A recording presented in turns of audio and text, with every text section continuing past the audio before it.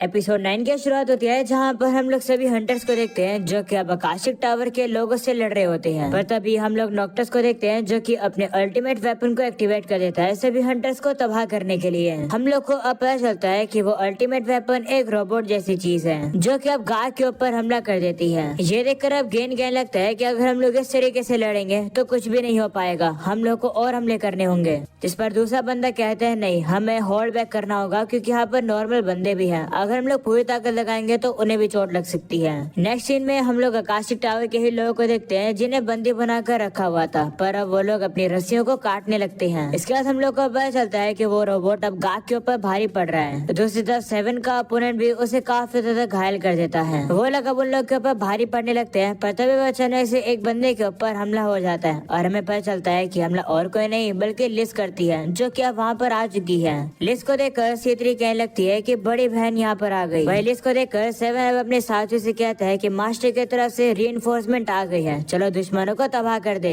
जिस पर वो लोग भी कहते हैं हाँ। अगले सीन में हम लोग को पता चलता है कि आकाशिक टावर के वो होस्टेजेस अब भाग चुके हैं। दूसरी तरफ हम लोग को अब क्राई और टीनो को दिखाया जाता है। वो लोग भी अब लिस को ढूंढ रहे होते हैं और सोचते हैं कि वो कहाँ पर गई। वो अब वहाँ खड़े होते हैं, तभी टीनो क्राई को बताती है कि आसपास काफी सारे क्रिएचर्स हैं और उन लोगों ने हमें नोटिस कर लिया है, क्या मैं उन्हें कैप्चर कर लूं? जिस पर क्राई कहते हैं नहीं, उन्हें इग्नोर करते हैं क्योंकि शायद से वो लोग जानवर होंगे और ये जगह तो जानवरों के लिए नेचुरल है, तो उन्हें परेशान नहीं करते। ऐसा बोलने के बाद क्राई अब आगे चलने लगता है। वहीं पर हमें पता चलता है कि यहाँ पर और कोई नहीं बल्कि वही होस्टेजेस थे जो कि थोड़े समय पहले भाग कर आ गए हैं। वही फ्लिक भी अब सोचने लगता है कि क्राई ने हमें जाने क्यों दिया, आखिरकार वो क्या सोच रहा है। तभी अचानक से क्राई का अब वही रैली खत्म हो जाता है जिसकी वजह से वो अब अंधेरे में देख पा रहा था। जो देखकर वो टीनो से कहता है कि मैं चाहता हूँ कि अब तुम मुझे लीड करो, तो टीनो भी अब मान जाती है। जिसके बाद वो लोग आगे बढ़ते हैं। अगले सीन में हम लोग वापस से लिस को देखते हैं जो कि अब उसी क्रिएचर को हमला करके खत्म कर देती है। जो देखकर C3 अब शॉक हो जाती है और वो उसे पूछती है कि तुम यहाँ पर क्या कर रही हो। जिस पर लिस कहती है कि मैंने क्राई से भीख मांगी थी यहाँ पर आने के लिए, मुझे विश्वास नहीं हो रहा है कि तुम लोग इतनी कमजोर चीजों से नहीं जीत पा रहे हो। ऐसा बोलने के बाद लिस अब काफी तेजी से जाकर उस रोबोट के ऊपर काफी सारे हमले करने लगती है। वो देखकर गार्ड भी अब अपने वेपन का यूज करके उस रोबोट के ऊपर हमला करके उसे थोड़ा सा जमाने लगता है, पर हम लोग अब देखते हैं कि उस रोबोट को कुछ भी नहीं होता है। ये देखकर 7 भी अपनी तीर उस रोबोट के ऊपर चलाता है, पर अब भी उसे कुछ नहीं होता है।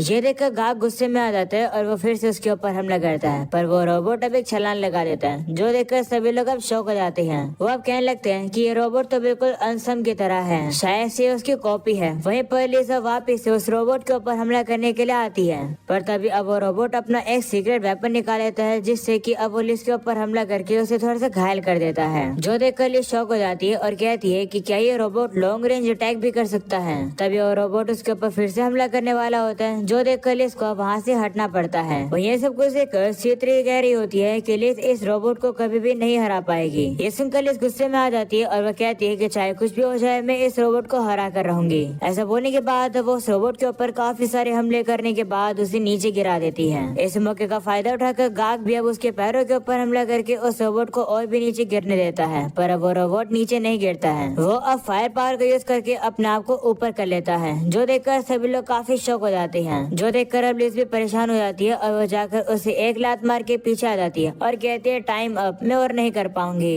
तभी हम लोग अब देखते हैं कि वहाँ पर क्राई भी आ जाता है। उसे देखकर गेन काफी ज्यादा शौक हो जाता है क्योंकि उसने क्राई को पहली बार देखा है। दूसरी तरफ लिस भी अब क्राई से कहने लगती है कि मैं इस रोबोट को तुम्हारे आने से पहले खत्म करना चाह रही थी, पर ये थोड़ा ताकतवर है। वहीं पर ये देखकर भी C3 कहती है कि मैं समझ गई, तो ये अंत है। तभी हम लोग अब उस रोबोट को देखते हैं जो कि सीधा उड़ता हुआ अब क्राई की तरफ आने लगता है। जो देखकर टीनो डर जाती है और वो क्राई को बचाने की कोशिश करती है। वहीं पर क्राई को तो कुछ दिख ही नहीं रहा होता है कि आखिरकार उसकी तरफ क्या आ रहा है, और अब वो रोबोट जैसे ही क्राई के ऊपर हमला करने वाला होता है तभी बचाने से वो रोबोट अपने आप ही पीछे उड़कर सीधा दीवार में जाकर भिड़ जाता है। जो देखकर सभी लोग शौक हो जाते हैं। वहीं लिस भी क्राई से कहने लगती है कि तुम तो कमाल के हो, तुमने आखिरकार क्या किया। ये सब सुनकर क्राई थोड़ा सा कंफ्यूज हो जाता है और वो टीनो से कहता है कि अंधेरे के कारण मुझे कुछ दिख नहीं रहा है, कुछ हुआ है क्या। जो सुनकर टीनो भी काफी शौक हो जाती है। अगले सीन में अब हम लोग को पता चलता है कि उन सभी लोग को पता चल जाता है कि जो आकाशिक टावर के जो उन गुंडों को पकड़कर उन लोगों ने रखा था वो भाग गए हैं। जिसके बाद गार्ड कब 7 से कहता है कि उस समय पर क्राई ने किया क्या था। तो 7 कहता है कि क्राई के अकॉर्डिंग वो रोबोट अपने आप ही उड़ के पीछे चला गया। इस बात पर गार्ड विश्वास ही नहीं करता है। इसके बाद वो कहता है कोई बात नहीं, हम लोगों ने दुश्मन के इक्विपमेंट्स और डॉक्यूमेंट को अपने कब्जे में कर लिया, बाकी की चीजें इन्वेस्टिगेशन ब्यूरो और नाइट संभाल लेंगे। अलेसी में C3 अब जाकर क्राई से कहते हैं कि रीइंफोर्समेंट के लिए शुक्रिया। ये सुनकर क्राई मन में सोचता है कि मैंने तो कुछ भी नहीं करा, वो तो लिज अपने आप ही खुद से चली गई थी। क्राई अब उसे कहते हैं कि वैसे ये आकाशिक टावर है क्या? तुम कह रही थी कि वहाँ पर तुम्हारे एक दुश्मन है, क्या तुम्हें मेरी कोई जरूरत चाहिए? जिस पर C3 कहती है नहीं, शायद सारी चीजों को मुझे खुद ही हैंडल करना चाहिए। अगली सीन में नोक्टस को पता चलता है कि सोफिया क्राई के ग्रुप के अंदर घुस चुकी है।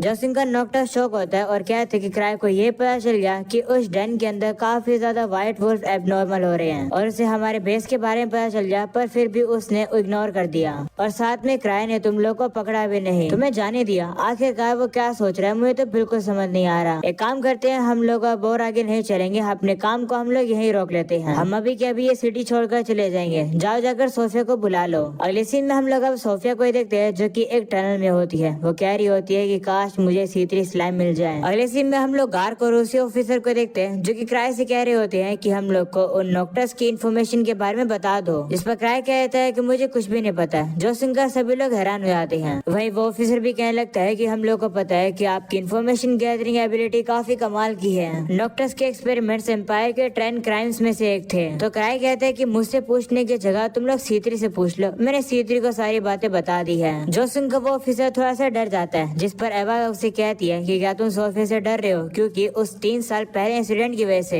जिस पर वो बंदा कहता है हाँ, उस इंसिडेंट की वजह से C3 के लेवल को कम कर दिया गया था और उसे डीप ब्लैक नाम का निकनेम दे दिया गया था। तो घाक की साथ ही वह कहने लगती है कि वो एक प्रिजन का था। वह ये बताती है कि क्रिमिनल्स के बारे में जो कि एस्केप करे थे वो कहाँ गए उसके बारे में अभी भी नहीं पता चल पाया है। जिस पर गाक कहता है कि मुझे लगता है कि उस इंसिडेंट में C3 का कोई भी हाथ है। अगले सीन में हम लोग अब आकाशिक टावर को देखते हैं जिन लोगों ने अब तालिया को पकड़ लिया है, ये सोचकर कि वो सोफिया है। नोक्टस उसे कहने लगता है कि अपनी एक्टिंग बंद करो। जिस पर कह रही होती है कि मैं सोफिया नहीं हूँ। ये सुनकर फ्लिक कहते हैं कि कहीं क्राई ने तो इसे हिप्नोटाइज नहीं कर दिया है या फिर कहीं इसकी मेमोरी तो नहीं खो गई है। तभी हम लोग अब उसी क्रिएचर को देखते हैं जो कि अब तालिया के ऊपर चिल्लाने लगता है। ये देखकर सभी लोग शॉक हो जाते हैं क्योंकि सोफिया के ऊपर उन्हीं का क्रिएचर कैसे भोग सकता है। ये देखकर सभी समझ जाते हैं कि वो सोफिया नहीं है। पर तभी हम लोग अब देखते हैं कि असली सोफिया वहाँ पर आ जाती है। उसे देखकर सभी लोग अब काफी ज्यादा शॉक हो जाते हैं और कहती हैं कि तालिया तो तुम्हारी तरह दिखती है। तो सोफिया कहती है कि ये मेरी तरह नहीं दिखती है बल्कि मैं इसकी तरह दिखती हूँ। ऐसा बोलने के बाद सोफिया अब अपने उसी भेष को हटा देती है और हमें पता चलता है कि सोफिया और कोई नहीं बल्कि C3 थी। जिसे देखकर सभी शॉक हो जाते हैं। वही नोक्टस उसे कहता है कि तुमने सोफिया का भेष बदला। तो C3 कहती है नहीं, शुरुआत से ही मैं सोफिया थी। जिस दिन मैं आपसे पहली बार मिली थी उस टाइम पर मैं C3 ही थी, बल्कि मैंने अपना भेष बदला हुआ था। ये सुनकर फ्लिक कहते हैं कि इसका मतलब तुम शुरुआत से हमें धोखा दे रही हो। तो C3 उसे कहते हैं चुप हो जाओ, मैं मास्टर की स्टूडेंट मास्टर मेगस की वजह से बनी हूँ। मैं भी मास्टर नोक्टस की पावर के अंदर इंटरेस्टेड हूँ। मैं मास्टर को रिस्पेक्ट करती हूँ। मास्टर काफी कमाल के हैं, उनके पास एक्सपेंसिव इक्विपमेंट भी है और रेयर मटेरियल भी है। अगर मैं अकेले एक्सपेरिमेंट करती तो इससे काफी रिस्क होता, इसलिए मैंने तुम लोग का सहारा लिया। पर अब समय आ गया चीजों को खत्म करने का। क्राई ने मेरी ही वार्निंग सुनने के बाद तुम सभी लोग को इग्नोर कर दिया। जिस पर नोक्टस कहता है क्या क्राई को पता है कि तुम हमारी रिसर्च में मदद कर रही थी? तो C3 कहती है कि मैंने क्राई को कुछ भी नहीं बताया। क्राई को ऑलरेडी चीजें पता होती है, उससे कुछ नहीं छुप सकता है। वो काफी दयालु पर्सन है। जब मैं गई हुई थी तब उसने सारी चीजों को ऑलरेडी सेटअप कर लिया था और उसने मुझे अपॉर्चुनिटी दी मेरे रिसर्च के रिजल्ट्स को हाई लेवल हंटर्स के खिलाफ लड़वा कर उन्हें टेस्ट करवाने की। ऑफ कोर्स आकाशी की परफॉर्मेंस काफी ज्यादा फ्लॉलेस थी, यानी कि उस रोबोट की। जब बैटल में क्राई आ गया था तो मैंने अपने आप ही उस रोबोट को पीछे उछलवा दिया था, क्योंकि अगर मैं बैटल को कंटिन्यू रखती तो काफी ज्यादा डैमेज हो जाता। रिसर्च के सारे रिजल्ट्स को कब्जे में कर लिया गया है। यहाँ पर जितने भी लोग हैं उन्हें क्रिमिनल्स के तौर पर अरेस्ट कर लिया जाएगा। मैं तुम लोग को संभाल लूंगी। ये सुनकर नोक्टस काफी गुस्से में आता है और कहता है कि रिसर्च करने के लिए तुम कुछ भी कर सकती हो ना, तुमने हमें यूज किया। अब समझ आया कि लोग तुम्हें डीप ब्लैक क्यों बुलाते हैं। ये सुनकर C3 कहती है कि ये नाम मुझे बिल्कुल पसंद नहीं है क्योंकि ये मेरे पास फेलियर का प्रूफ है। इसके बाद वो जाकर तालिया से कहती है कि मैंने कुछ चीजों को सीखा है और वो ये है कि अगर तुम ज्यादा स्टैंड आउट करती हो तो जब तुम्हें जरूरत होती है तब मुश्किल हो जाती है। तुम्हारी आंखें और बाल काफी ज्यादा खूबसूरत है, इसलिए वो स्टैंड आउट करते हैं, तो इसलिए मैं तुम्हारी तरह बनी। ये सुनकर अब तालिया थोड़ी सी रोने लगती है। इसके बाद C3 कहती है कि इसके बाद से सोफिया ब्लैक पूरी तरीके से गायब हो जाएगी और उसके साथ ही भी मास्टर आज से आप वर्स्ट ऑफ द वर्स्ट हो। ये सुनकर फ्लिक गुस्से में आ जाता है और अपने क्रिएचर को C3 के ऊपर हमला करने के लिए कहता है, पर वो क्रिएचर C3 को कुछ भी नहीं करता है। C3 भी अब उसे सलाहने लगती है और कहती है कि क्रिएचर्स को प्यार की जरूरत होती है। ये सुनकर नोक्टस गुस्से में आ जाता है और अब वो C3 के ऊपर अपने पावरफुल अटैक अटैक से हमला कर देता है, जिसके वजह से हम लोग अब देखते हैं कि वो क्रिएचर तो पूरी तरह से मर जाता है पर C3 को कुछ भी नहीं होता है, जो देखकर नॉक्टस काफी ज्यादा शॉक हो जाता है क्योंकि उसका पावरफुल अटैक भी C3 के ऊपर काम नहीं किया। C3 अब कहती है कि मुझे चोट इसलिए नहीं लगी क्योंकि ये मेरे खुद की रिसर्च का रिजल्ट है। ये बिल्कुल भी उन पुराने वाले फैंटम्स की तरह नहीं है। ये वाला जो मॉन्स्टर है, ये क्रिएचर आसपास के मानव मेटल और मैजिक पावर को एब्जॉर्ब करके ग्रो होता है। इसे मैं सीधी स्लाइम बुलाती हूँ। ये सुनकर नॉक्टस कहता है कि ये चीज तो पूरी दुनिया को ही कंज्यूम कर लेगी, जो सुनकर C3 कहती हाँ पता है, इसलिए मैंने एक टेस्ट परफॉर्मेंस कंडक्ट किया। मैंने इस क्रिएचर को मास्टर और बाकी से भी हंटर से लड़वाया। तभी वो स्लाइम सारी जगह धुआं धुआं कर देता है, जो देखकर फ्लिक अब नॉक्टस से कहता है कि आप यहाँ से भाग जाओ, हम लोग इसे संभाल लेंगे। तो नॉक्टस भी मान जाता है और अब काफी तेज से वहाँ से भाग रहा होता है। भागते अब वो एक बंदे से टकरा जाता है, जिसके कारण अब वो वापिस ही नीचे आकर गिर जाता है। वो देखकर नॉक्टस गुस्से में आता है और उस बंदे के ऊपर फायर से हमला कर देता है, पर हमें पता चलता है कि वो तो अब एक अजीब सा क्रिएचर होता है और नॉक्टस के हमले से उसे कुछ भी नहीं होता है। उसे देखकर नॉक्टस डर जाता है और कहते हैं कि तुम कौन हो। तो अब C3 कहती है कि ग्रीवर्स में मैं सबसे कमजोर हूँ, इसलिए मुझे ताकत काफी जल्दी से चाहिए थी। गोलम्स को बनाने के लिए टाइम और रिसोर्सेज चाहिए होते हैं, तो मैंने कैमरा बनाया और मैंने उस प्रिजन वाली चीजों को अपने आइडल में रखा। मैंने इतने सारे लोगों को एस्केप करने दिया, जिसकी वजह से मैं मेटल्स को इकट्ठा कर पाई, पर इतने सारे मेटल्स का यूज करके मैं सिर्फ एक ही बॉडी को बना पाई, जो कि ये है। जो सुनकर नॉक्टस काफी डर जाता है और वो C3 से कहते हैं कि तुम सही में एक डीमन हो। वहीं पर हम लोग अब देखते हैं कि C3 का वो क्रिएचर अब नॉक्टस के ऊपर हमला कर देता है। अगले सीन में अब क्राइम को पता चलता है कि आकाशिक टावर में जितने भी लोग इन्वॉल्व थे उनकी मेमोरी सब खो चुकी है। साथ में एक कैमरा, एक गोलम और अलग अलग काफी सारी चीजों को कब्जे में कर लिया गया है। वैसे तालिया तो ठीक है ना, जिस पर C3 कहती हाँ वो पूरी तरह से ठीक है। दुख की बात तो ये है कि हम लोगों ने नॉक्टस को खो दिया है, पर कोई नहीं। जिसके बाद अब C3 कहती है कि हम लोगों ने जितने भी सामान को अपने कब्जे में किया है उन सामानों को इन्वेस्टिगेशन ब्यूरो रिलीज कर देगा। पॉसिबल हो सके तो आकाशिक गोलम और मेलिसेटर को मैं क्लेम करना चाहूंगी। ये बात क्राइम को कुछ भी समझ नहीं आती है कि आखिर C3 क्या कह रही है, पर अब वो उसे कहते हैं कोई बात नहीं, ठीक है, इसके बारे में मैं उन लोगों से बात करूंगा। वैसे सोफिया का क्या हुआ, क्या उसे पकड़ लिया गया? तो C3 कहती है नहीं, सोफिया एक काफी बड़ी जर्नी पर निकल चुकी है और अब कभी भी वापस नहीं आएगी। अगले सीन में हम लोग अब एक बंदे को देखते हैं जो कि इस कैपिटल की वॉल के पास होता है और देखकर लगता है कि वो इस कैपिटल में आने वाला है। और अब यही हो जाता है ये एपिसोड खत्म।